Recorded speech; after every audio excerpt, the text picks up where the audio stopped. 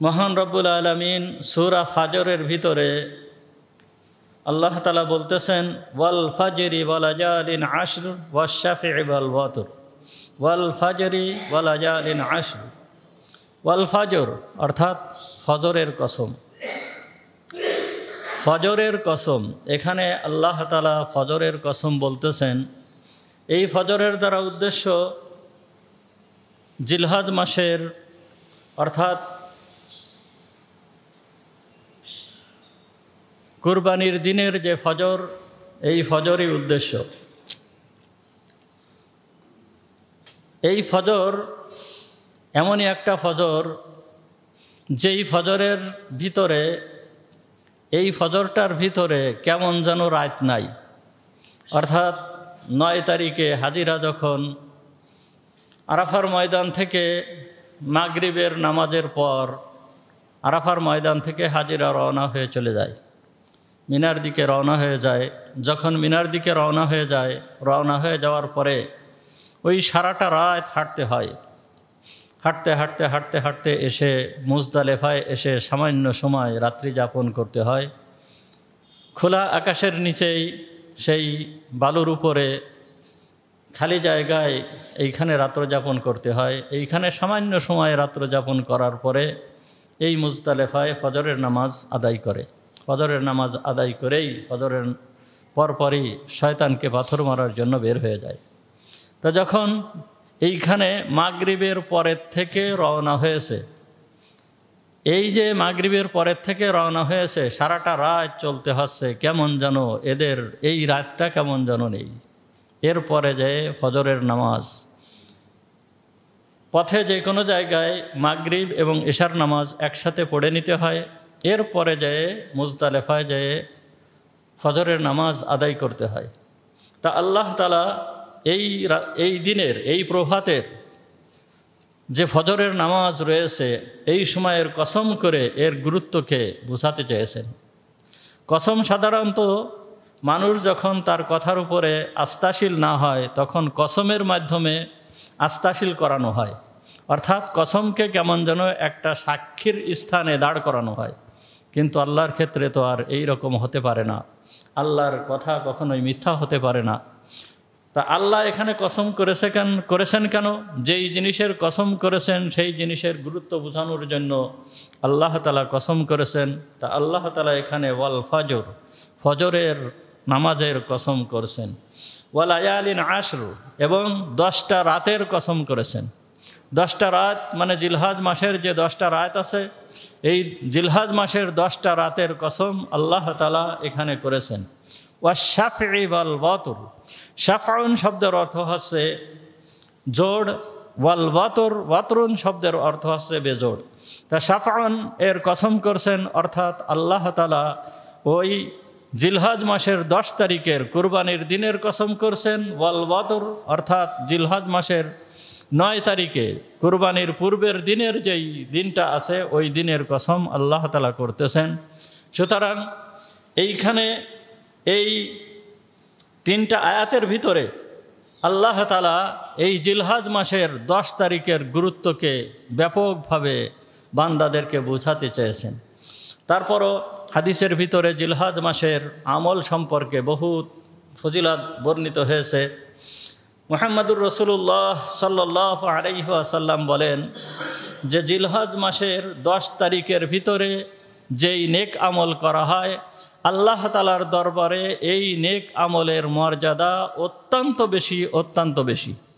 এই নেক আমল জিলহজ মাসের 10 তারিখের ভিতরে যেই নেক আমল করা হয়, এই নেক আমলের মর্যাদা আল্লাহ তাআলার কাছে সবথেকে বেশি। যখন একথা হুজুর আকরাম সাল্লাল্লাহু আলাইহি ওয়াসাল্লাম বললেন, তখন হুজুর সাল্লাল্লাহু আলাইহি ওয়াসাল্লামকে সাহাবায়ে কেরাম রিদওয়ানুল্লাহি তাআলা আলাইহিমগণ জিজ্ঞেস করলেন, ওয়ালাল জিহাদু ফি সাবিলিল্লাহ, হে আল্লাহর রসুল, আল্লাহর রাস্তায় জিহাদ করাটা ও কি শ্রেষ্ঠ আমল নয়? অর্থাৎ এই আমলের থেকে আল্লাহর রাস্তায় জিহাদ করার আমলও কি শ্রেষ্ঠ আমল নয়?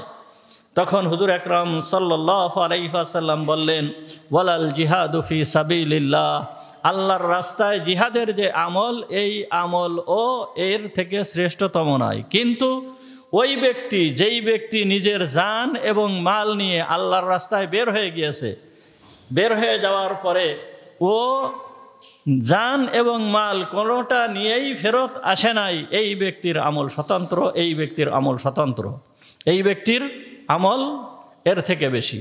তাহলে বোঝা গেল যে জিলহজ মাসের 10 তারিখের যে আমল শুধুমাত্র জিহাদের ময়দানে যেই ব্যক্তি তার জান এবং মালকে বিলীন করে দিয়েছে, কোনো কিছু নিয়ে ফেরত আসে নাই, এই আমল থেকে আর যত ধরনের আমল আছে সমস্ত আমল থেকে জিলহজ মাসের 10 দিন যেই আমল করা হয়, এই আমল আল্লাহ তাআলার নিকট সবথেকে প্রিয়। আরও হাদিসের ভিতরে আসছে, মুহাম্মদুর রাসূলুল্লাহ সাল্লাল্লাহু আলাইহি ওয়াসাল্লাম বলেন যে জিলহজ মাসের 10 তারিখে যেই আমল করা হয়, এই আমল আল্লাহ তাআলার কাছে সবথেকে প্রিয়।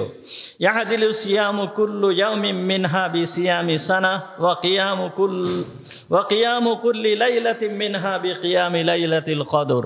মুহাম্মদুর রাসূলুল্লাহ সাল্লাল্লাহু আলাইহি ওয়াসাল্লাম বলেন, এই দিনের প্রত্যেকটা দিন রোজা রাখা 1 বছর রোজা রাখার সমান, এবং এই দিনের প্রতিটা রাত ইবাদত করা 1 বছরের লাইলাতুল কদরের ইবাদত করার সমান।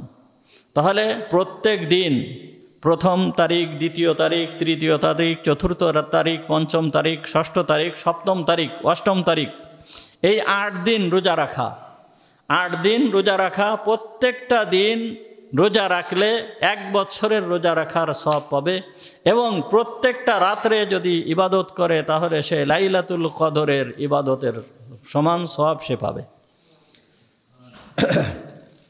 এরপরে আরও ফজিলাত রয়েছে। মুহাম্মদুর রাসূলুল্লাহ সাল্লাল্লাহু আলাইহি ওয়াসাল্লাম বলেন যে জিলহজ মাসের আমল সম্পর্কে, যেই ব্যক্তি কুরবানি করবে, কুরবানি যেই ব্যক্তি করবে ওই ব্যক্তি জিলহজ মাসের চাঁদ ওঠার সঙ্গে সঙ্গে সে যেন নিজের নখ, নিজের চুল এবং কোনো কিছু কর্তন না করে কুরবানি করার আগ পর্যন্ত।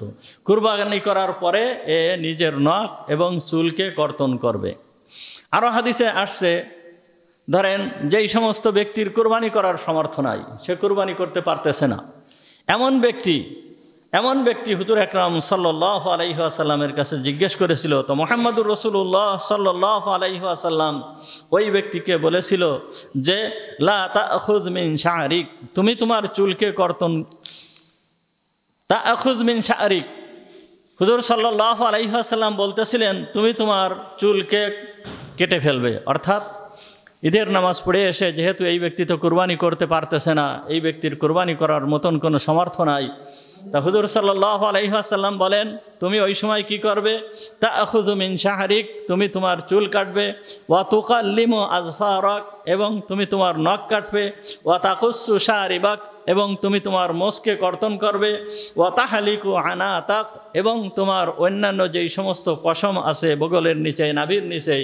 এইগুলোকে তুমি কর্তন করবে।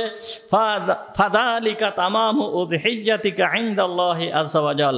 মুহাম্মদুর রাসূলুল্লাহ সাল্লাল্লাহু আলাইহি ওয়াসাল্লাম বলেন এইগুলো যদি তুমি করো তাহলে এইটে তুমি পরিপূর্ণ কুরবানির সওয়াব তোমাকে আল্লাহ তাআলা দান করবেন।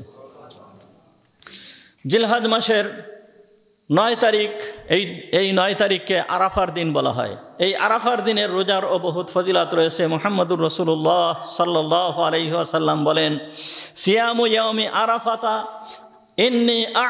ইন্নী আহতাসিবু আলা আল্লাহি আন ইউকাফিরা সানাতাল্লাতী ক্বাবলাহ ওয়াস সানাতাল্লাতী বা'দা। হুজুর আকরাম সাল্লাল্লাহু আলাইহি ওয়াসাল্লাম বলেন আরাফার দিন অর্থাৎ 9 তারিখ, জিলহজ মাসের 9 তারিখের রোজা, এই দিন যদি কেউ রোজা রাখে তাহলে হুজুর আকরাম সাল্লাল্লাহু আলাইহি ওয়াসাল্লাম বলেন আমি আশা করতেছি আল্লাহ তাআলা তার অতীতের 1 বছরের গুনাহকে ক্ষমা করে দিবেন এবং সামনের 1 বছরের গুনাহকে আল্লাহ তাআলা ক্ষমা করে দিবেন। তাহলে আরাফার দিনের রোজা রাখার এই পরিমাণ ফজিলত। আরাফার দিন অর্থাৎ জিলহজ মাসের 9 তারিখে যেই দিন, ওই দিন আমাদের এই হিসাবে জিলহজ মাসের 9 তারিখ যেই দিন হবে সেই দিন রোজা রাখতে হবে। অনেকে এখন বর্তমান সময়ে অনেকে এরকম বলে যে যেই দিন আরাফা অর্থাৎ আরাফার দিন যেই দিন হবে, আরাফার দিন কোন দিন? হাজিরা যেই দিন আরাফার ময়দানে অবস্থান করে সেই দিন। তা আমাদের এই সময়ে আমাদের বাংলাদেশ থেকে আরাফার দিন পড়ে হচ্ছে 8 তারিখের দিন। হাজিরা আরাফার ময়দানে অবস্থান করে 8 তারিখে।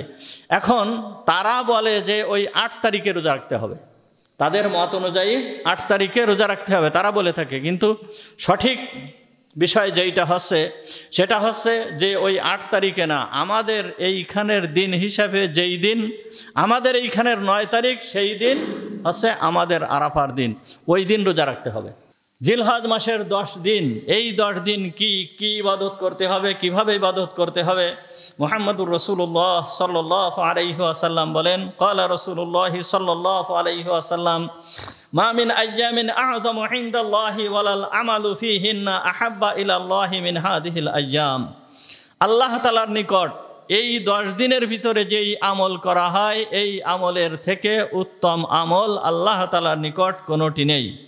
হুজুর আকরাম সাল্লাল্লাহু আলাইহি ওয়াসাল্লাম বলেন, ফাআকসিরু ফীহা মিনাত তাহলিল, সুতরাং তোমরা এই দিনগুলোর ভিতরে বেশি বেশি করে তাহলিল অর্থাৎ লা ইলাহা ইল্লাল্লাহ এই বাক্য বেশি বেশি করে পড়ো, অর্থাৎ লা ইলাহা ইল্লাল্লাহ মুহাম্মাদুর রাসূলুল্লাহ এই বাক্য হুজুর আকরাম সাল্লাল্লাহু আলাইহি ওয়াসাল্লাম এই দিনগুলোর ভিতরে বেশি বেশি করে পড়তে বলেছেন। ওয়া তাকবীর আল্লাহু আকবার, এইটা হচ্ছে তাকবীর, এই তাকবীর বেশি বেশি করে পড়তে বলেছেন। ওয়া তাহমিদ, এবং তাহমিদ আলহামদুলিল্লাহ বেশি বেশি করে পড়তে বলেছেন। অর্থাৎ এই 10টা দিন এবং 10টা রাত এমনভাবে আমাদের কাটাতে হবে যেন একটা মুহূর্ত যেন ইবাদত ছাড়া বৃথা না যায়, এইভাবে আমাদের এই দিনগুলো কাটাতে হবে। তাহলে এই সমস্ত হাদিসের আলোকে আমরা জিলহজ মাসের আমল সম্পর্কে কয়টা জিনিস পেলাম? এখানে এই জিলহজ মাসের 10 দিন যেই আমল, সেই আমল সম্পর্কে আমরা কয়টা জিনিস পেলাম? 8টা জিনিস এখানে পেলাম। 1 নাম্বার, নখ চুল এইগুলো কাটবো না। 2 নাম্বার, রাত্রে বেলায় বেশি বেশি করে আল্লাহ তাআলার ইবাদতের ভিতরে আমরা মশগুল থাকব। 3 নাম্বার, প্রথম যে 9 দিন আছে এই 9 দিন রোজা রাখব। 10 তারিখ অর্থাৎ ঈদের দিন এবং ঈদের পরের যে 3 দিন আছে এই 4 দিন রোজা রাখা হারাম, রোজা না রাখাটা ইবাদত। সুতরাং প্রথম 9 দিন রোজা রাখতে হবে, আর পরের যে 4 দিন আছে 10 তারিখ, 11 তারিখ, 12 তারিখ, 13 তারিখ এই 4 দিন রোজা রাখা যাবে না, আল্লাহ পক্ষ থেকে নিষেধ। আরাফার দিন, বিশেষ করে আরাফার দিনের রোজা, এই আরাফার দিনের রোজার বিশেষ ফজিলত রয়েছে, এই আরাফার দিনের রোজা আমরা রাখার চেষ্টা করব। 5 নাম্বার আরেকটা আমল হচ্ছে, সেটা হচ্ছে তাকবীরে তাশরিক, অর্থাৎ 9 তারিখের জিলহজ মাসের ফজরের নামাজের সালাম ফিরানোর পরপরই, ফজরের নামাজের সালাম ফিরানোর সাথে সাথেই আল্লাহু আকবার লা ইলাহা ইল্লাল্লাহ আল্লাহু আকবার ওয়ালিল্লাহিল হামদ, এই যে তাকবীরটা আছে এই তাকবীরটা প্রত্যেক মুসলমান নারী পুরুষ প্রত্যেকের উপর সালাম ফিরানোর সাথে সাথেই একবার পড়া ওয়াজিব, একবার অবশ্যই পড়তে হবে। ফরজ নামাজের সালাম ফিরানোর সাথে সাথেই, সালাম ফিরায় যদি ওই ব্যক্তি উঠে যায় বা নামাজ ভঙ্গের মতন কোনো কাজ করে ফেলে, ওই ব্যক্তি গুনাহগার থেকে যাবে, ওই ব্যক্তি আর তার জিম্মা থেকে এইটে আর সাকেত হবে না। তাহলে 9 তারিখের জিলহজ মাসের 9 তারিখের ফজরের পর থেকে নিয়ে 13 তারিখের আসর পর্যন্ত এই তাকবীরে তাশরিক পড়তে হবে। 6 নাম্বার কুরবানি করা, কুরবানির দিন কুরবানি করা। 7 নাম্বার হচ্ছে ঈদুল আজহার নামাজ আদায় করা। আর 8 নাম্বার হচ্ছে ঈদের দিন এবং ওই 4 দিন রোজা না রাখা।